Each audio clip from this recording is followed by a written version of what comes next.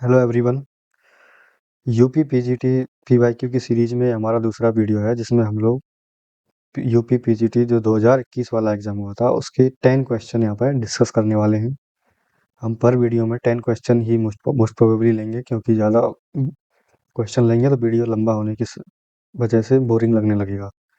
ठीक है, तो आइए स्टार्ट करते हैं।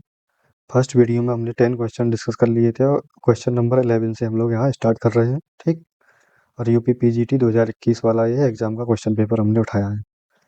तो आइए, most probable velocity of a gas molecule is given by the following expression।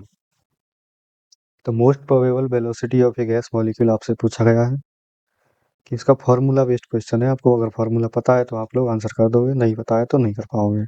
तो इसका आंसर है यहाँ पे, answer is C. Most probable velocity जो होती है वो √2 RT/, मॉलिकुलर वेट होती है। ठीक, और यहाँ पे कन्फ्यूजन होता है, एक वेलोसिटी आपका RMS वाला होता है, दूसरा आपका मोस्ट प्रोबेबल होता है और तीसरा एवरेज होता है। तो मैंने एक ही स्लाइड पे यहाँ पे तीनों फार्मूले आगे लिख दिए हैं, आपको यहाँ पे नोट डाउन कर सकते हैं आप लोग। VRMS मतलब RMS वेलोसिटी जो होती है √3 RT/, मॉलिकुलर वेट होती है। एवरेज वेलोसिटी जो होती है √8 RT/पाई है, पाई इंटू मॉलिकुलर वेट होती है। ठीक, और मोस्ट प्रोबेबल जो होती है वो होती है √2 RT/, मॉलिकुलर वेट। तो इस तरह से आप देख सकते हैं RT/MW तीनों ही एवरेज, RMS और मोस्ट प्रोबेबल में कॉमन है। केवल VRMS में 3 है, एवरेज में 8/पाई है और मोस्ट प्रोबेबल में 2 है। तो इन्हीं कोफिशिएंट में यहाँ पे हमको कन्फ्यूजन होता है कि किस में कौन सा है। तो ये आपको बहुत अच्छे से याद रखना है, दीवार पे लिख सकते हैं आप लोग नोट्स बना के, और रोज़ देख सकते हैं उसको एक बार, तो याद हो जाएगा आराम से 3-4 बार में। तो एक नया क्वेश्चन इस VRMS एवरेज मोस्ट प्रोबेबल में पूछा जाता है, रेशियो वाला। तो आप ही लोग यहाँ पर रेशियो भी देख सकते हैं कि VRMS, बी एवरेज और मोस्ट प्रोबेबल का जो रेशियो होता है वो √3, √8/पाई, √2। ये तो फॉर्मूले से ही आ जाएगा, लेकिन यहाँ पे आपको कुछ इस तरह से भी पूछा जा सकता है कि अगर VRMS को 1 लिया जाए तो बी एवरेज और मोस्ट प्रोबेबल VRMS के रेस्पेक्ट में हो जाएंगे 0.92 और 0.82। ठीक, अगर मोस्ट प्रोबेबल को 1 लिया जाए तो बी एवरेज हो जाएगा आपका 1.128 एंड VRMS हो जाएगा 1.1224। ठीक, 1.224। तो इस तरह से VRMS, बी एवरेज और मोस्ट प्रोबेबल स्पीड या वेलोसिटी पर क्वेश्चन बन सकते हैं, आपको याद होना चाहिए। नेक्स्ट क्वेश्चन है, which one of the following is hydrolysed more rapidly. तो इस क्वेश्चन को देखने से तो कुछ समझ नहीं आ रहा है, लेकिन ऑप्शन देख रहे हैं तो यहाँ पर तीनों में एल्किल हैलाइड यहाँ पर लिए गए हैं। ठीक, तो हाइड्रोलाइज्ड का मतलब है यहाँ पे H2O का रिएक्शन हो रहा है इन एल्किल हैलाइड के साथ। ठीक, H2O का रिएक्शन एल्किल हैलाइड के साथ किया जा रहा है, तो जाहिर सी बात है यहाँ पे H2O एक पोलर प्रोटिक सॉल्वेंट होता है जो कि प्रोटॉन डोनेट भी कर सकता है, और ये पोलर सॉल्वेंट है। ठीक, तो जब पोलर प्रोटिक सॉल्वेंट यूज करते हैं तो इस केस में रिएक्शन होती है न्यूक्लियोफिलिक सब्स्टिट्यूशन रिएक्शन, और SN1 मैकेनिज्म से वो फॉलो होती है। ठीक है, तो सिंस हमने H2O एक पोलर प्रोटिक सॉल्वेंट इस रिएक्शन में लिया है, तो हाइड्रोलिसिस रिएक्शन है। हाइड्रोलिसिस का मतलब इसमें हाइड्रोजन और कार्बन के बीच जो बॉन्ड है वो ब्रेक करेगा और अल्कोहल यहाँ बनने देखने को मिलेगा, प्लस HX। ठीक, देखने को मिलेगा। तो आपको मैकेनिज्म फॉलो करनी है SN1, क्योंकि पोलर प्रोटिक सॉल्वेंट है। ठीक, तो SN1 मैकेनिज्म के केस में पहले कार्बोकैटायन बनता है। ठीक है, अगर कार्बोकैटायन बनेंगे इनके, तो वो वही कार्बोकैटायन, जो कार्बोकैटायन सबसे ज़्यादा स्टेबल होगा वही रिएक्शन सबसे फास्ट जाएगी। तो रेट ऑफ हाइड्रोलिसिस उसी का ज़्यादा होगा जिसका इंटरमीडिएट कार्बोकैटायन सबसे ज़्यादा स्टेबल होगा। नेक्स्ट स्लाइड पे आप देख सकते हैं कि यहाँ पे मिथाइल क्लोराइड से ये कार्बोकैटायन बनेगा और CH3CH2Cl से CH3CH2 प्लस कार्बोकैटायन बनेगा। ये मिथाइल कार्बोकैटायन है, 1 डिग्री कार्बोकैटायन है, और यहाँ पाई बॉन्ड के कार्बन पर कार्बोकैटायन लगा है जो कि बहुत ज़्यादा अनस्टेबल होता है। तो प्राइमरी मिथाइल और डबल बॉन्ड से जुड़े हुए का डबल बॉन्ड वाले कार्बन पे अगर कार्बोकैटायन हो तो वो बहुत ज़्यादा अनस्टेबल होते हैं, तो ये वाले कार्बोकैटायन होंगे आपके अनस्टेबल। ठीक। ये अनस्टेबल होंगे तो यहाँ पे ये वाले कार्बोकैटायन बनने की संभावना कम होगी, ठीक।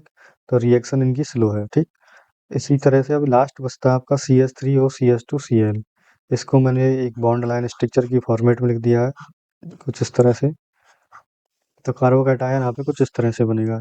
ये कार्बोकैटायन स्टेबल होता है इस ऑक्सीजन की वजह से, क्योंकि ऑक्सीजन पे होते हैं लोन पेयर, और ये इंटरमीडिएट कार्बोकैटायन कुछ इस तरह से स्टेबलाइज हो सकता है, ठीक। कुछ इस तरह से। तो डीलोकलाइजेशन होने की वजह से कार्बोकैटायन का ये एक स्टेबल कार्बोकैटायन बनता है। और अगर ये स्टेबल कार्बोकैटायन बनेगा तो इसका हाइड्रोलिसिस भी सबसे ज़्यादा फास्ट होगा, ठीक। तो यहाँ पर CH3OCH2Cl वाला जो ऑप्शन था आपका, यही एक करेक्ट आंसर होगा। Next, why presence of oxygen decreases the rate of chlorination of methane in the presence of sunlight. Rate of chlorination of methane sunlight की प्रेजेंस में, rate of chlorination of methane in the presence of sunlight, ठीक। Chlorination sunlight में होता है halogen alkanes का, ये सब जानते हैं। लेकिन ऑक्सीजन की प्रेजेंस में ये डिक्रीज क्यों हो जाता है, ये आपसे पूछा गया है कि सूर्य के प्रकाश की उपस्थिति में क्यों ऑक्सीजन की उपस्थिति मैथेन के क्लोरीनीकरण की गति को कम करती है। हिंदी मीडियम के लिए है, ठीक है। तो फर्स्ट स्टेप में आप देख सकते हैं, जब इस पर रेडिएशन पड़ता है सनलाइट का, तो एक दो क्लोरीन रेडिकल में क्लोरीन ब्रेक कर जाता है, और क्लोरीन रेडिकल फिर मैथेन के एक हाइड्रोजन को अपना ये- जो ये रेडिकल का एक सिंगल इलेक्ट्रॉन है इसको डोनेट करेगा, और CH3H जो CH बॉन्ड है यहाँ पे, इसका एक इलेक्ट्रॉन HCl के साथ बॉन्डिंग में यूज होगा क्लोरीन के साथ, और एक पे हो जाएगा मिथाइल रेडिकल। तो इस तरह से एक HCl बनता है और मिथाइल रेडिकल यहाँ जनरेट होता है। और ये मिथाइल रेडिकल ऑक्सीजन की प्रेजेंस में क्या होता है, ये ऑक्सीजन के जो पाई इलेक्ट्रॉन होता है यहाँ पर ये होमोलिटिकली ब्रेक करता है, और CH3 रेडिकल को यहाँ पे ये यूज करके एक नया रेडिकल यहाँ पे जनरेट हो जाता है, ये वाला। तो यहाँ पे जो मिथाइल रेडिकल प्रोडक्ट में कन्वर्ट होना चाहिए था क्लोरीन की रिएक्शन से, वो मिथाइल रेडिकल यूज हो जाता है ऑक्सीजन के साथ रिएक्शन में। तो इस तरह से जो ऑप्शन सी यहाँ पर दिया गया है, ये आपका करेक्ट आंसर हो जाएगा, क्योंकि जो मिथाइल रेडिकल को ये ट्रैप कर ले रहा है ऑक्सीजन, तो इस वजह से प्रोडक्ट हमको मिल नहीं पा रहा जितना मिलना चाहिए। नेक्स्ट क्वेश्चन है, nitrogenase enzymes involve which of the following as cofactor. तो आपको पता होगा नाइट्रोजनेज जो होता है एंजाइम, नाइट्रोजन फिक्सेशन में यूज होता है, ठीक। और ये नाइट्रोजनेज जो है, एक तो आयरन प्रोटीन से मिलकर बना होता है, दूसरा आयरन प्रोटीन, ठीक। उसके बाद आयरन प्रोटीन के अलावा इसमें एक iron molybdenum, iron protein plus iron molybdenum protein यहाँ पे होती हैं, ठीक। तो जो आयरन के अलावा यहाँ पे जो दूसरा मेटल है वो है मोलिब्डेनम। तो मोलिब्डेनम ही इसमें ऑप्शन में है, तो आपको मोलिब्डेनम ही टिक करना था। एक दूसरा क्वेश्चन नाइट्रोजन फिक्सेशन से बनता है कि एक नाइट्रोजन मॉलिक्यूल का जब फिक्सेशन होता है तो कितना इलेक्ट्रॉन यूटिलाइज होता है, ठीक है, और कितना एटीपी यूटिलाइज होता है। तो आपको याद रखना 8 इलेक्ट्रॉन यूटिलाइज होता है और 16 मैग्नीशियम एटीपी यहाँ पे यूज होते हैं, ठीक। 16 मैग्नीशियम यहाँ पे एक फैक्टर है, ठीक। नेक्स्ट क्वेश्चन है, which one of the following has the highest melting point. तो यहाँ पर 4 एसिड आपको दिए गए हैं, tartaric acid, amino acetic acid, succinic acid, oxalic acid, और आपसे मेल्टिंग पॉइंट पूछा गया है कि किसका सबसे ज़्यादा होगा। तो सक्सीनिक एसिड एसिड का टार्टरिक एसिड का स्ट्रक्चर मैं सर्कल में यहाँ पे सर्कल कर दे रहा हूँ। ये है आपका टार्टरिक एसिड, और इसका मेल्टिंग पॉइंट होता है 170-72 के अराउंड। और सक्सीनिक एसिड क्या होता है, अगर टार्टरिक एसिड के जो हाइड्रोक्सिल ग्रुप हैं दो बीच वाले कार्बन पर, इनको हटा दिया जाए तो हमको सक्सीनिक एसिड मिल जाएगा, ठीक। तो कुछ इस तरह से हमको सक्सीनिक एसिड देखने को मिलता है। ये स्ट्रक्चर है सक्सीनिक एसिड का, और इसका मेल्टिंग पॉइंट भी अराउंड 184 के अराउंड होता है। और ऑक्जेलिक एसिड को आप जानते ही होंगे, कॉमन एसिड है एक, जिसमें दो सी डबल ओ एच एक दूसरे से जुड़े हुए होते हैं कुछ इस तरह से। तो ये हो गया आपका ऑक्जेलिक एसिड। इसका मेल्टिंग पॉइंट भी 190 के अराउंड ही होता है। अब बचता है आपका amino acetic acid. Amino acetic acid का मतलब है ग्लाइसिन, ठीक है। तो जो सर्कल कर रहा हूँ लास्ट में एकदम में, तो ये है आपका ग्लाइसिन कह सकते हो आप इसको, या फिर अमीनो एसिटिक एसिड भी कह सकते हो, ठीक। तो इसका मेल्टिंग पॉइंट यहाँ पे 200 से 300 डिग्री सेंटीग्रेड के बीच में होता है। एग्जैक्ट इसका इसलिए नहीं पता कर पाते हैं क्योंकि ये अपने मेल्टिंग पॉइंट से पहले ही ब्रेक करने लगता है, ठीक है। तो इस वजह से इसका एग्जैक्ट मेल्टिंग पॉइंट तो नहीं पता हो पाता, लेकिन इसका जो ब्रेक करना स्टार्ट करता है वो भी 200 के ऊपर ही करता है, ठीक। तो 200 से 300 के बीच में इसका मेल्टिंग पॉइंट एक्सपेक्ट किया जाता है, ठीक है।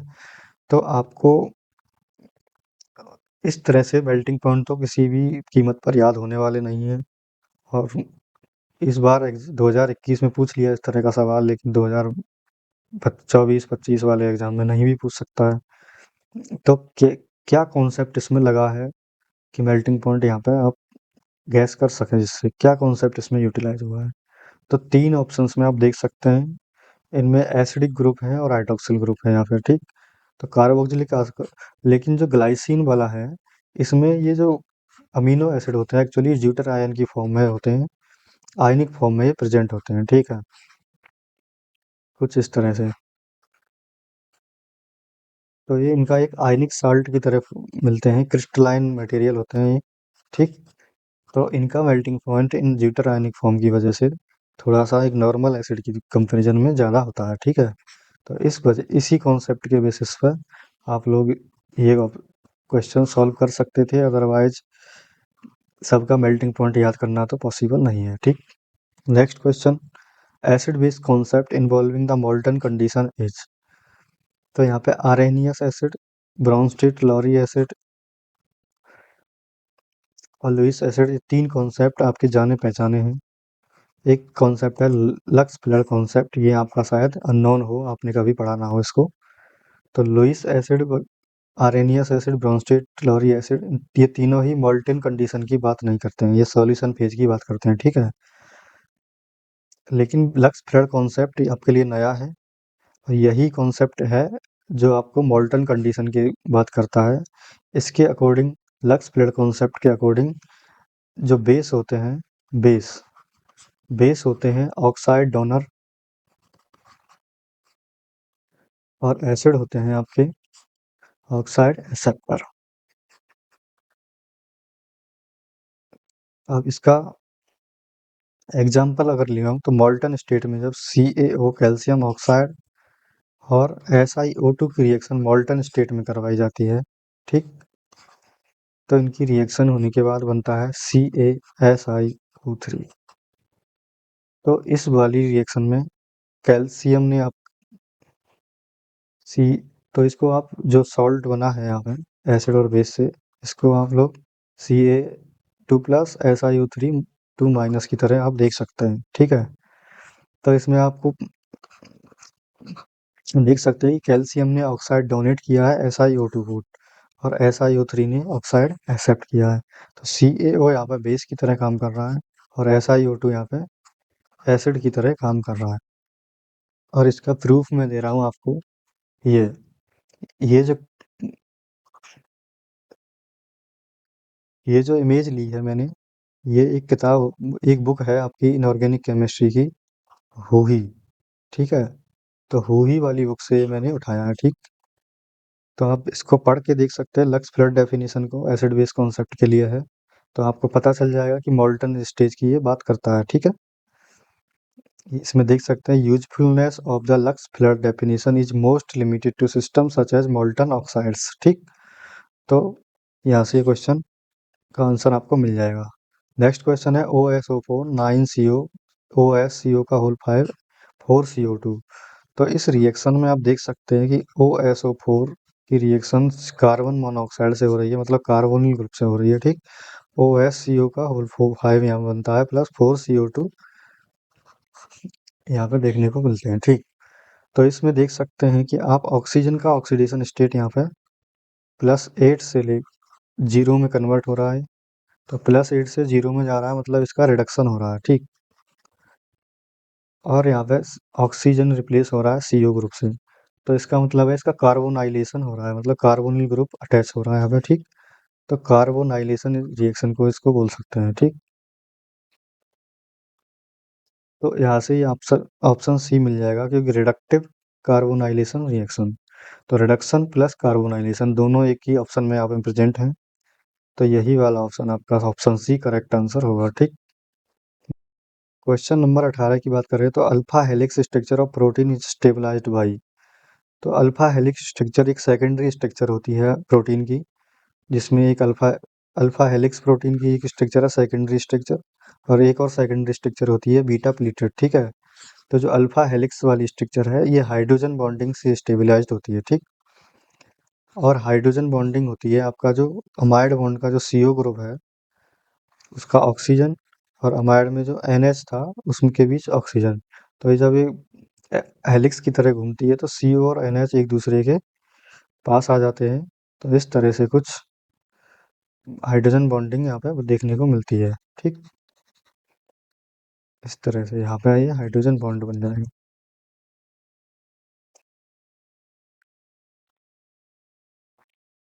तो हाइड्रोजन बॉन्डिंग 18 नंबर क्वेश्चन का आंसर हो जाएगा। और 19 नंबर है, for a reaction in equilibrium state the value of delta G is.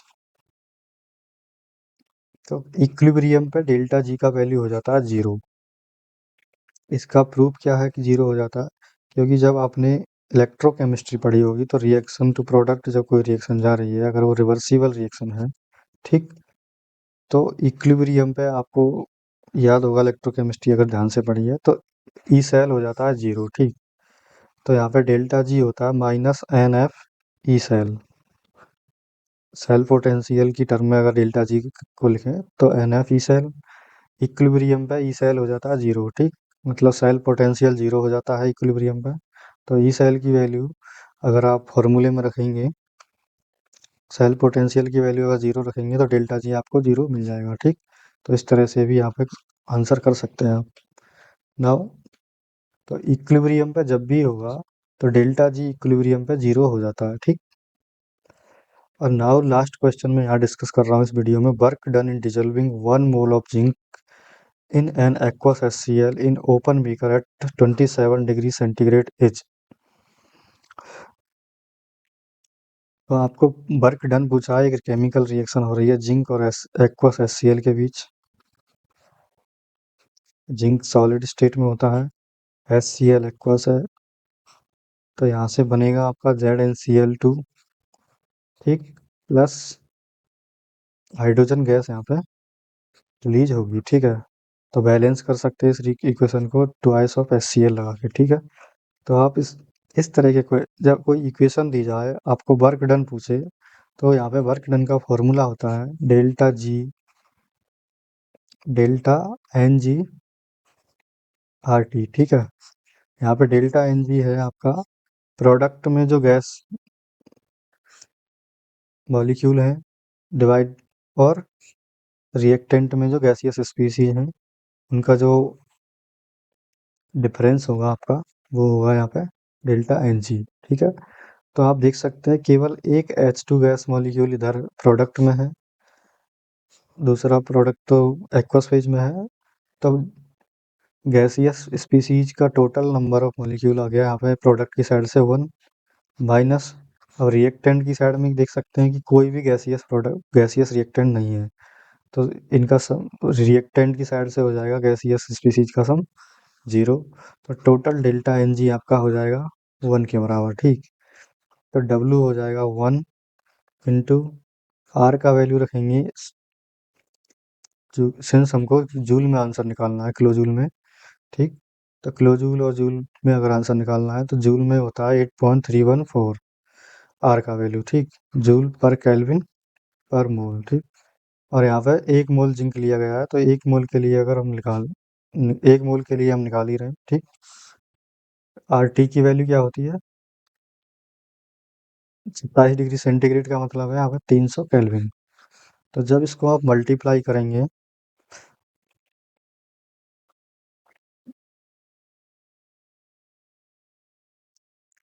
तो मल्टीप्लाई करने के बाद आपको मिलेगा यहाँ पर 24.94 इंटू 10⁻², जूल। ठीक, क्योंकि एक मोल के लिए गुणा करना, एक मोल के लिए, एक मोल जिंक है तो एक मोल का यहाँ पे आप लोग गुणा कर सकते हैं, मल्टीप्लाई कर सकते हैं, तो पर यूनिट यहाँ पे कैंसिल आउट हो जाएंगी, एक मोल से एक मोल, केल्विन से पर केल्विन कैंसिल आउट हो जाएगा। ठीक, और जूल यहाँ पे बच जाएगा। ठीक, तो जब इसको आप किलो जूल में कन्वर्ट करेंगे तो 2.494 इंटू 10⁻³ जूल हो जाएगा, और 10⁻³ को आप लिख सकते हैं किलो, तो क्योंकि 1 किलो बराबर होता है 1000 के। ठीक, तो 2.494 किलो जूल, तो इस तरह से आपका आंसर हो जाएगा 2.494 किलो जूल। ठीक, तो इस तरह से ये क्वेश्चन यहाँ पे सॉल्व होता है। इसी के साथ 10 क्वेश्चन हमने इस वीडियो में डिस्कस कर लिए हैं। क्वेश्चन का लेवल इजी नहीं था, एक मॉडरेट से टफ की तरफ वो टेंड कर रहा था लेवल क्वेश्चन का।